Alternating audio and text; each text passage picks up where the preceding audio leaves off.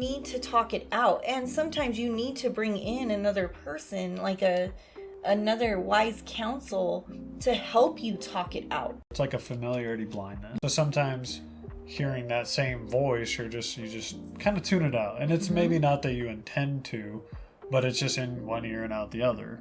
Especially if they've been saying the same message for a long time.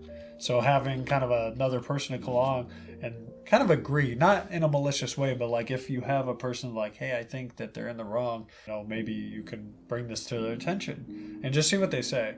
And sometimes, you don't want to hear it, but also sometimes you'll just have that moment where it clicks and you're like, oh, thank you for sharing that with me. It's just, I think, how we are sometimes. Yeah.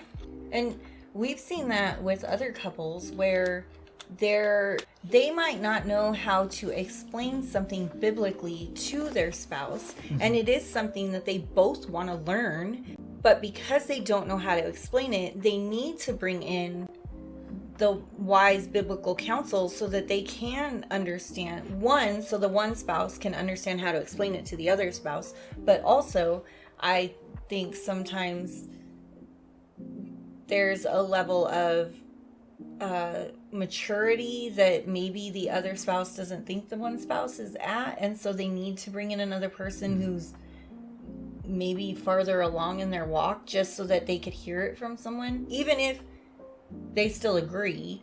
It's just having that other voice help them understand what it means. And I'm not saying you have to be mean or anything, but to challenge your spouse, like sometimes you have to.